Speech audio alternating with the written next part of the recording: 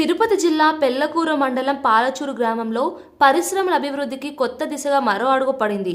రాష్ట్ర ముఖ్యమంత్రి నారా చంద్రబాబు నాయుడు వర్చువల్ ద్వారా 3Xpear ఇన్నోవెంచర్ లిమిటెడ్ సంస్థను ప్రారంభించారు. ఈ కార్యక్రమంలో రాష్ట్ర జలవనరుల శాఖ మంత్రి నిమ్మల రామానాయుడు ముఖ్య అతిథిగా పాల్గొన్నారు. సుళ్లూరుపేట ఎమ్మెల్యే నెలవల విజయశ్రీ, జిల్లా కలెక్టర్ ఎస్ వెంకటేశ్వర్లతో కలిసి భూమి పూజ, శంకుస్థాపన నిర్వహించారు. నేను ఎప్పుడూ అదే చెప్తా ఉంటాను, మనం ఉద్యోగం చేయడం కాదు, మనం ఉద్యోగాలు ఇచ్చే స్థాయికి ఎదగాలి. అదే ఆవిడబిడ్డ చేసింది. మైత్రిని గట్టిగా చప్పట్లు కొట్టి అభినందించండి. ఆవిడ స్ఫూర్తి కావాలి భవిష్యత్తులో. థ్యాంక్ యూ, అమ్మా. Which is part of an integrated food manufacturing facility. Totally we'll be providing employment to over 5,000 people.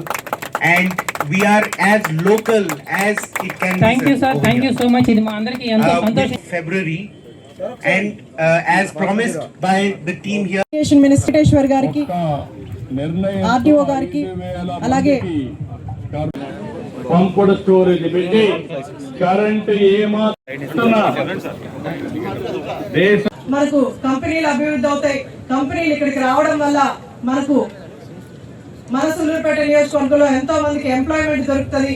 మన నియోజకవర్గం అభివృద్ధి జరగడానికి ఎంతో తోడ్పడుతుంది.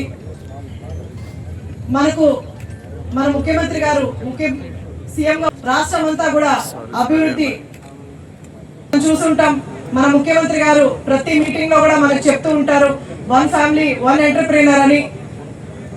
సో ఇలా స్మాల్ స్కేల్ ఇండస్ట్రీస్ ని ముఖ్యంగా మన నియోజకవర్గంలో 1560 వరకు కూడా మనకు ఎంఎస్ఎంఈ స్మాల్ స్కేల్ ఇండస్ట్రీస్ ఉన్నాయి.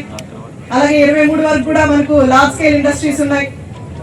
దీంట్లో మనము మన నియోజకవర్గం నుంచి దగ్గర 25,000 వరకు కూడా మనం ఎంప్లాయ్మెంట్ ఇవ్వడం జరుగుతుంది.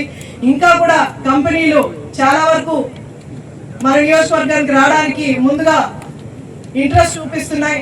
ఎందుకంటే మనకి ఇక్కడ రేణిగుంట ఎయిర్పోర్ట్ కూడా 60 కిలోమీటర్స్ దూరంలోనే ఉంది. ఇటు చెన్నై ఎయిర్పోర్ట్ దగ్గరగా ఉంది. అలాగే మన నియోజకవర్గంలో ఈ కంపెనీస్ డెవలప్ అవడానికి కూడా ఈవెన్ నన్ను కూడా చాలా వరకు కూడా స్మాల్ స్కేల్ ఇండస్ట్రీస్ అప్రోచ్ అవడం ద్వారా వీళ్ళందరికీ కూడా ఎంప్లాయ్మెంట్ రావడానికి అవకాశం దొరుకుతుంది. ఇలా మన ముఖ్యమంత్రి గారు రాష్ట్రాన్ని ఎన్నో తిరిగి ఎంతో మంది కంపెనీలు కలిసి కంపెనీలు ఇక్కడ తీసుకొచ్చి పెట్టుబడుల కోసం అభివృద్ధి చెందవలసిన అవసరం ఉన్నటువంటి విషయం. ఆ రకంగా అది ఆంధ్రప్రదేశ్ రాష్ట్రం.